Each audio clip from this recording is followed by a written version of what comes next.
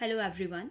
Uh, Today we are going to start our second part of unit number 4, and that is diffraction. In the previous part of this unit, we have discussed in detail about interference of light. First we will try to understand that what is the meaning of diffraction. Diffraction means when light will incident on a particular slit or a small opening, then light will bend around the corners. So this bending of light, this is known as diffraction of light. Or you can say, if there is an obstacle in the path of light, then light will bend around, then there will be spreading of light in the geometrical shadow of that object. So basically this bending of light or that spreading of light in the geometrical shadow of an obstacle is known as diffraction of light. And the main condition to get diffraction is the size of this obstacle, or you can say the size of this slit, and the wavelength of this monochromatic source of light, both should be comparable to each other. Only then you can get a diffraction pattern. The main difference between an interference pattern and diffraction pattern is that in case of interference, you will get maximas, and all those maximas will be of same intensity. And the minimas, they will be of same intensity. But in case of diffraction, you will get a principal maxima of maximum intensity, and then you will get some minimas and secondary maximas. So the first topic which we are going to discuss here, that is single slit diffraction. So in order to understand the single slit diffraction, we have taken a slit AB. So this AB is a single slit, and width of that slit is small a. Now you have a monochromatic source of light here. Then there is a lens L1, and there is another lens L2, and there is a screen XY over which you will get a diffraction pattern. Now, first we will try to understand the role of these lenses, which are, first one is kept between the source of light and slit, and the second is kept between the slit and screen. The role of this L1 is that with the help of this, you will get parallel light rays. So these light rays, when it will incident over this particular lens L1, you will get parallel light rays here. And with the help of lens L2, these diffracted rays, for example, this ray is having angle of diffraction theta, and this ray is also having angle of diffraction theta. So all those rays which are having same angle of diffraction, they will converge at a same point. For example, this ray is having angle of diffraction 0. This is also having angle of diffraction 0. So all these rays which are having angle of diffraction 0, they will converge at point O. So the role of L2 is to converge the light rays with same angle of diffraction at a same point. So in Fraunhofer diffraction due to single slit, this particular slit, according to Huygens principle, it is divided into a large number of equal parts. Suppose there are n equal parts in this slit, then when light will incident over this particular slit, then diffraction of light will take place from every part. Means each and every part of this slit will act as a source for secondary wavefront, that will act as a diffraction center. So that bending of light, that will not only take place from the corners, but that will take place from every part of slit AB. So suppose the light rays, when they are passed through slit AB, let some of the light rays, they will pass undiffracted. So this is the ray which will pass undiffracted, for which angle of diffraction is 0. This blue line, that represent the ray for which angle of diffraction is 0. But we have n parts in this slit. It means we can get n light rays for which angle of diffraction is 0. So all these light rays, with the help of L1, they will converge at O. So what you are getting at O? You are getting here n light rays of same amplitude, and all these light rays, they are having same angle of diffraction 0. Now we are taking a general angle of diffraction here. Suppose this ray is diffracted through an angle theta. So since we are having n parts, so from every part you can get a light ray for which angle of diffraction is theta. So all such type of light rays, with the help of L1, they are going to converge at P.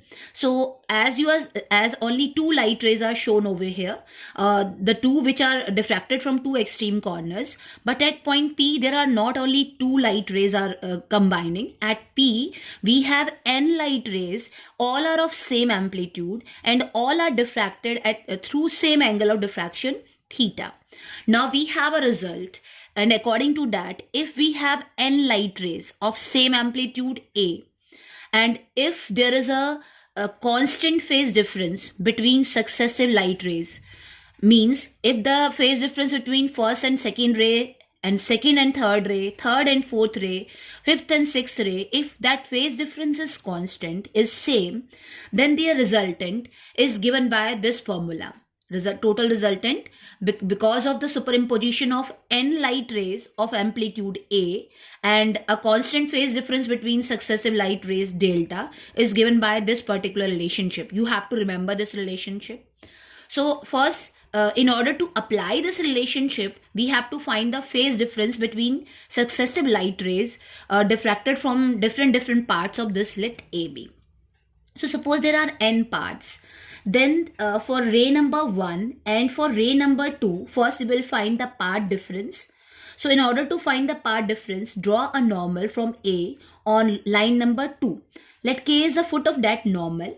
Then beyond this BK, if you will see ray number 1 and 2, after this AK, then both the optical paths will be equal. It means the part difference between 1 and 2 is this particular portion, BK. So the part difference is BK, which is, according to this triangle, is AB sine theta or A sine theta. If this is the part difference, then phase difference is delta dash, which is given by this 2 pi by lambda A sine theta. But these are the, this is the phase difference between two light rays which are diffracted from these two extreme corners. But since you are having n equal parts here, so if you want to find the phase difference between two successive parts, between two successive parts of the slit AB, then it will be 1 upon n times delta dash. So the phase difference between the successive light rays which are diffracted to an angle theta is given by equation number 1. So now the resultant at point P, because of the superimposition of n light rays, each of amplitude A and phase difference delta, is equal to this. And you can substitute the value of delta from equation number 1. You are getting this.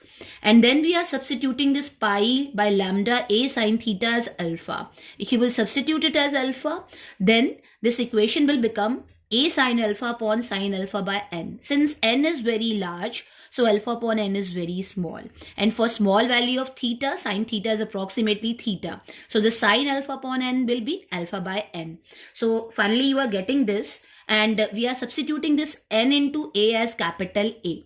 So the resultant is simply this A sine alpha upon alpha. It means at point P, we are getting resultant as A sine alpha by alpha, where alpha is pi by lambda A sine theta. Clear? So now the resultant intensity, if this is the resultant amplitude, then the resultant intensity will be square of R. So that is equal to equation number 4 here. Now this resultant, this will decide at point P, this resultant will decide that whether this point P is a point of principal maxima. This can be a point of principal maxima. This can be a point of minima. This can be a point of secondary maxima. That will be completely decided by the resultant at point P. So in order to find the conditions for principal maxima, minima and secondary maxima, we are going to solve it one by one. First, we are solving it for principal maxima. So R is equal to this. So you can expand this sine alpha term. So if you will open it, then you are going to get it. So R is equal to this. So this R will be maximum. R will get maximum value if all the negative terms are equal to 0. And as you can see here, these negative terms, they can be 0 if alpha is 0. So R will be maximum if all negative terms are 0. It means alpha equals to 0. If alpha is 0, then except 1, all these terms in the bracket will be 0. So R will be A and I will be A square.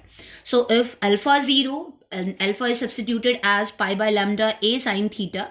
So this term will be 0. So sine theta is 0. So theta is equal to 0. We are taking only theta is equal to 0 value here because in case of a single slit, we will get only one principal maxima, and that principal maxima is obtained when theta is 0 degree. It means this point O is the point of principal maxima, because at this point the light rays which will superimpose, they are having a 0 angle of diffraction. So all those light rays which will pass undiffracted, they will converge at point O, and that O will be the point of principal maxima, and at this point R will be A and I will be A square. So this is the condition of principal maxima. This is in terms of alpha, this is in terms of theta, and this is resultant amplitude, and this is resultant intensity. Now in order to find the condition of minima, again we will take the resultant amplitude. Now as you can see from here that for minima, the sine alpha should be 0, but alpha should not be equal to 0. So if alpha is 0, then if sine alpha is 0, then alpha is plus minus m pi, but you cannot take m 0, because you know if m will be 0, then alpha will be 0, then that will be the condition of principal maxima. So you have to neglect this 0 value here. So alpha is plus minus m pi, and substitute the value of alpha from equation number 2. You are going to get here pi by lambda A sine theta is equal to plus minus m pi. So A sine theta is plus minus m lambda. So this is the condition of minima here.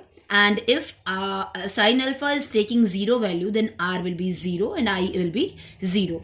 So this equation number 6, that will represent the condition of minima. Alpha is plus minus m pi, A sine theta is equal to plus minus m pi, R is equal to 0, I is equal to 0, and m is not equal to 0. Now in the next lecture, we will discuss the condition of secondary maximum. Thank you.